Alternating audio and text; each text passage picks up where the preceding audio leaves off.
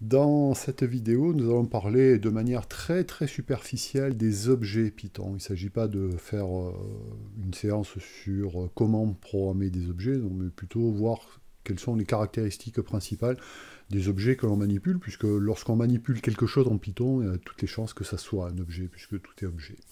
On va surtout voir des caractéristiques comme savoir si l'objet que l'on manipule est ou pas itérable, c'est-à-dire en gros est-ce qu'on peut faire une boucle for dessus.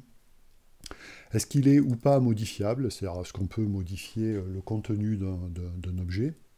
Est-ce qu'il est ou pas mesurable. Alors mesurable, c'est au sens où est-ce qu'on peut lui appliquer la fonction length pour la longueur. Un objet est composé d'attributs qui sont ses données.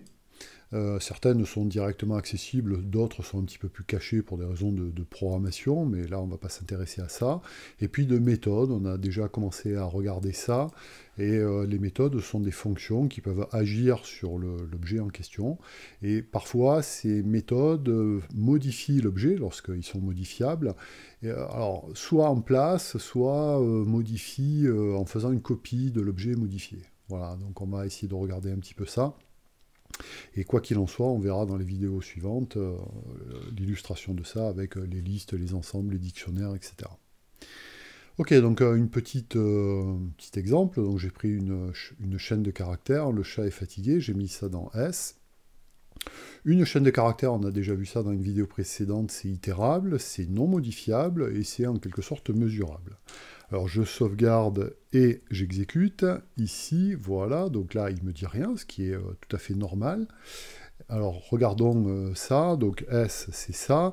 Donc si j'essaie de changer le caractère d'indice 2 en lui mettant un A majuscule par exemple, ici, voilà, il me dit que c'est pas possible, ce qui est normal, donc ça c'est non modifiable. C'est itérable dans la mesure où on peut faire une boucle for in S, et puis par exemple je vais afficher X, tout simplement.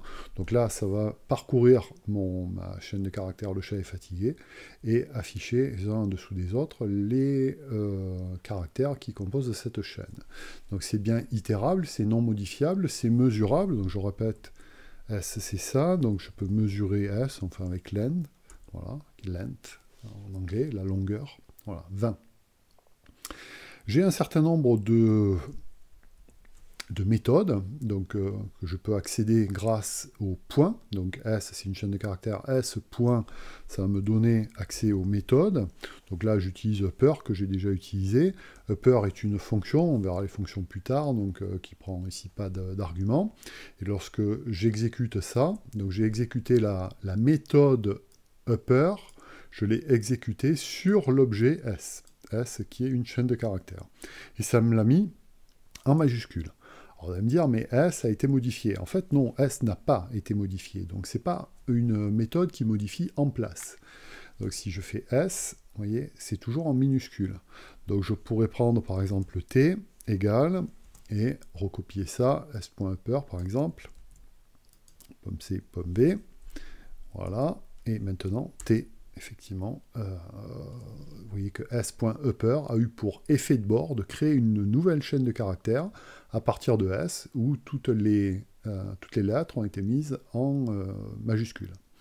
Et le résultat de l'application de cette fonction a été mis dans T, et maintenant j'ai donc deux chaînes de caractères, T et S, que en termes de chaînes de caractères, je peux par exemple additionner pour les concaténer.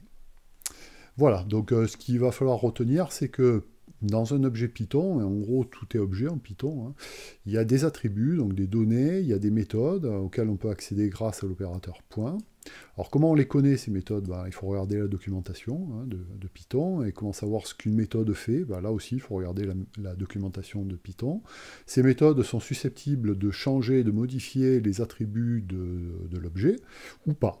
Donc là, par exemple, upper n'a pas modifié la chaîne de caractères, puisque une chaîne de caractères n'est pas modifiable.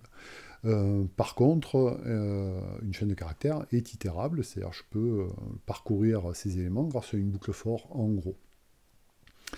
Voilà, donc dans les objets que l'on verra plus tard, les listes, les dictionnaires, les tuples, etc., on prendra soin de dire si c'est itérable, modifiable, mesurable éventuellement ou pas.